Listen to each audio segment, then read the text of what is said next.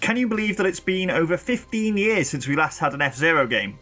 Yes, F-Zero GX really is that old. Since that game came out on the GameCube all the way back in 2004, the Blue Falcon has been languishing in the pit lane, and Captain Falcon himself has had nothing but Smash Brothers to keep him busy.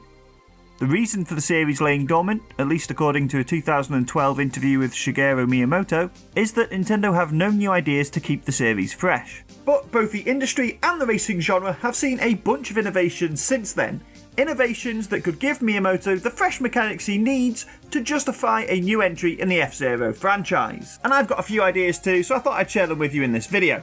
Huge thanks for tuning in. If you get to the end of the video and find you enjoy it, do consider hitting that like and subscribe button, as it will help us to continue to grow the channel and I can make more videos like this where I get all depressed about the franchises that Nintendo have neglected. Anyway, let's get into it. F-Zero GX was undoubtedly the high point of the series, and it's arguably due to the racing game expertise Sega brought to the table. So my first recommendation is Nintendo take the same approach and enlist an outside developer to take the reins. Nintendo have been more than willing to work with third parties recently, including those of the indie persuasion.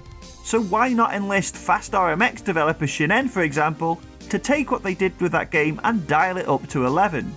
It's one of the few games that has managed to scratch the F-Zero itch in recent years, and the influence of F-Zero is unmistakable. The speed is breakneck, the tracks twisting and expansive, and even the music evokes the series' heyday. Most interesting though is the shifting mechanic. A quick button tap changes your craft's polarity, allowing you to make use of ramps and booster pads to gain an advantage. Get it wrong, and you lose a considerable amount of speed.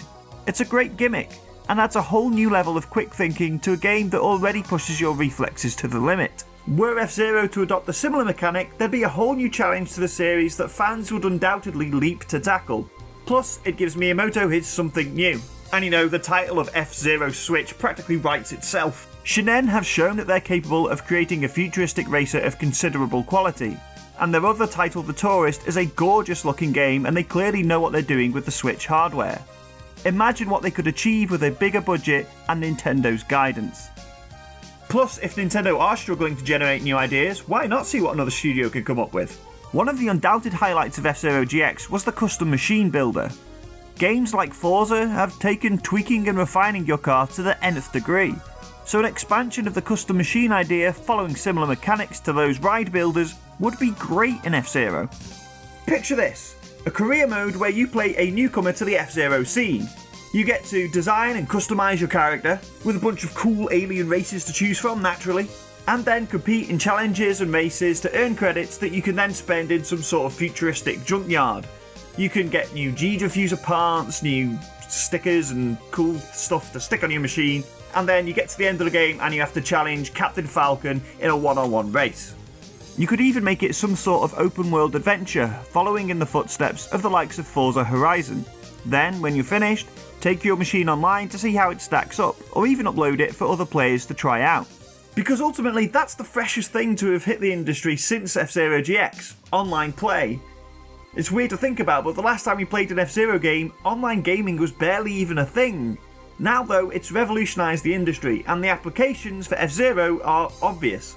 If the likes of Fortnite and PUBG can have 100 players all at once, then speeding through Big Blue with 29 other players doesn't sound beyond the realms of possibility. With the likes of Splatoon, ARMS and Mario Tennis Aces running time-limited online competitions, imagine what Nintendo could do with F-Zero. There could be a full F-Zero GP with players taking part in a couple of races across multiple weeks to come out on top. Nintendo could even use this to release new circuits. And then there's the Death Race. First seen in F-Zero X, you do lap after lap trying to eliminate every other racer before they do the same to you, with the goal of being the last one standing. Sound familiar? It's basically Battle Royale on a racetrack. How Nintendo haven't figured out how that fits into the current gaming zeitgeist is beyond me. But the thing is, just racing against your friends and trying to top their best lap times in online leaderboards would add a whole new element that, whilst it may not be an industry first, would certainly be new for the series.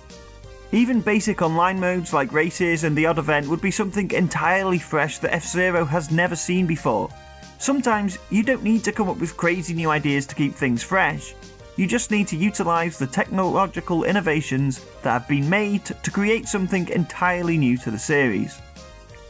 If all else fails, I'd happily take a remaster of F-Zero GX, add a new lick of paint and some online play to that game, and let its undoubted quality shine through on a new system. It's an easier win than a whole new game, and would therefore be less risky for a franchise Nintendo are clearly unsure about. Regardless of the approach Nintendo decide to take, I think we're all agreed that a new F-Zero game is long overdue. The features and functionality of the Switch alone, modern system that it is, more than justify a new entry if you ask me. But what do you think? What would you want to see from a new F-Zero game? Let me know down in the comments, and if you like this video, maybe consider giving that like button a tickle.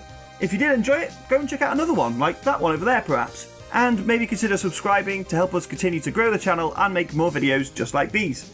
There's new stuff that goes up every week on this channel, and be sure to check out the NintendoVillage.com for news, reviews, features, podcasts, all that cool stuff. Thanks again for watching, I'll see you all next time.